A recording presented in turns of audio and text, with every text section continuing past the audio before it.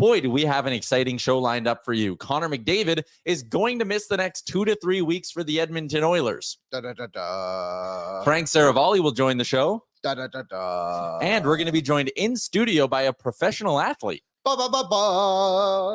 Sabrowski. You've heard us talking about him a lot. He's back in town. Mm-hmm. We're going to talk to him a little bit. Will the Oilers give him a moment on the Jumbotron when he comes back? Oh, they have to. Right? 5th ever Edmontonian to be in the majors, and he's an Oilers fan. They have to. Yeah, they got to do it. Is he going to the game for Monday? Well, you'll have to ask him. Prime hockey.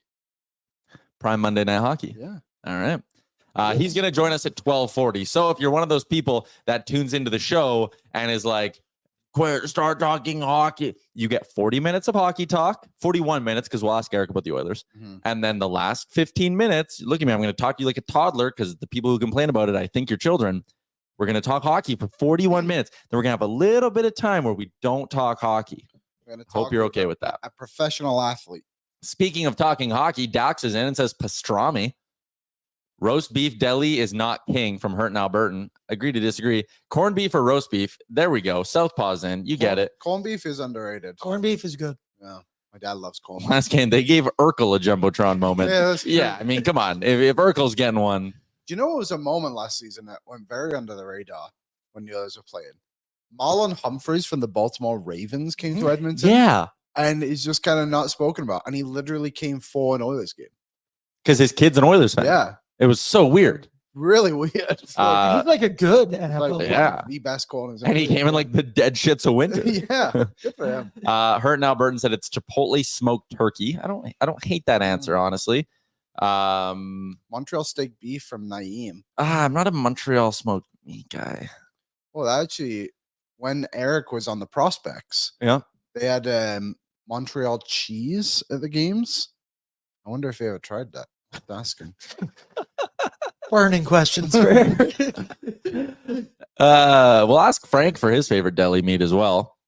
He might give us a good answer. Although he doesn't strike me. I love our guy Frank. He doesn't strike me as a make a sandwich at home kind of guy.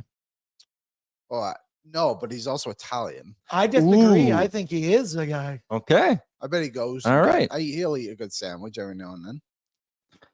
Okay, good opening segment, guys. We're going to take a break and be right back. If we did radio, that's what we'd do. But we don't play commercials. I just read them. So let's get into, we did a little bit of talk on the YouTube chat. You know what we should actually start with? Just because it is relevant. It is the big story of the day. If you didn't see it, the Oilers officially announcing Connor McDavid going to miss the next 2 to 3 weeks. So if you include the game against Nashville, that would be, the game against Columbus, that's Monday the 28th. Let's go worst case scenario here, because I do think they will be uber cautious with this. Yeah. That means Monday the 4th is 1 week. The 11th is 2. That game against Montreal would be 3 weeks. Let's say he misses that one. It's also on Amazon Prime, by the way. Gregor kind of outlines it. Could miss 6 to 11 games. Let's say it's 11. Look at that quality of competition. You get Nashville twice. They're a tough out. I know they're winning. Nashville is good. Calgary, okay, they've fallen off a little bit here. They're giving up a lot of goals. I'm not overly worried about playing the Flames because I think it's pretty easy to get up for those kinds of games. Yeah. New Jersey is tough. Vegas is tough. Vancouver is tough. Islanders shouldn't be tough. Toronto is tough. Montreal, okay. Ottawa. In Montreal. Yeah, in Montreal and Ottawa. So you're on the road. Like, those are tough games. Then you get Minnesota, who's 6-1-2 to start the year. Like, man, let's say it's 11 games. If they win 5 and go 5-6 or 5-5-1, I think we need to be very happy with that. Totally. I completely agree. If they can just kind of keep their heads above water, get a couple of divisional wins in there, conference wins, you're going to be okay. Do you know what? They just need a win early in it. Mm-hmm. They need a win, honestly, by New Jersey. And I think they will. By all accounts, they've been playing better besides the Columbus game. I mean, back-to-back games, obviously overtime against Carolina, good game against Dallas. I think this could be, good thing is the wrong way to put it because you're losing your best player, but like, it can benefit them, I guess you could say. Well, and that's kind of where I wanted to take this conversation a little bit, is like, how long have we been fighting against the allegations that the Oilers are a one-player team? Yeah. When PK says it, we trash him. PK, open invite to come on the show. Amazon, hook it up. Wear your Thriller jacket. Sure. Did you see that?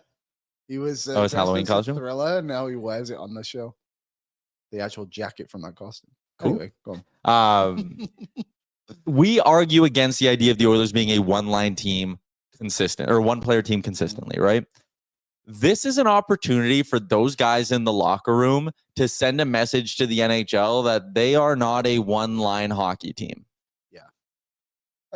Yeah, totally. I mean, there isn't a better opportunity to do it. And I think every player in that room should be looking at the guy to their left and right and doing that old cliche and going, we need to step up. And they should honestly take a ton of pride in these games. They should come out absolutely flying, saying, we are going to win 8 of these 11. We are going to go pedal to the floor. We are going to play our best hockey. We are going to play like it's the playoffs. And we're going to go 8-3. And when Connor comes back, we are going to go on a run. But we're going to have proved to the entire NHL that we are more than a one-player team. Zach Hyman should take a lot of pride in the idea that people call him a McDavid or a power play merchant. Step up, play your best hockey. Ryan Nugent-Hopkins is getting another chance to play down the middle. Show to us that you're a centerman, or at least capable of playing that position at the NHL level. Jeff Skinner, show us why I said you have the potential to be a 40-goal guy in this lineup. Yeah. Show us why. Leon Draisaitl, listen, I know we talk about the old meme where like it's October through April and it's like Draisaitl and it's like, is he even top 10 in the NHL? And then you get to the playoffs in April and it's like, holy shit, this guy's better than McDavid. But like, let's go. Again, this is a chance if you're Leon Draisaitl to, as much as it's going to be a team collective effort, Draisaitl should be sitting there a little bit and going, hey, up on boys, let's go. I'm a top 3 player in the NHL and I'm going to fucking prove it over the next 2-3 weeks here. Yeah, that's the thing too. Like a lot of these matchups the others are going to go into, Draisaitl's still going to be the best player. They should still have the best player on the ice over this next little stretch here. So, what's up, Nation citizens? If you like that video, then you need to be subscribed to the Oilers Nation YouTube. Podcasts, live shows, exclusive interviews, and analysis. Everything you need from your favorite voices at Oilers Nation. And you don't want to miss any of it, so hammer that subscribe button.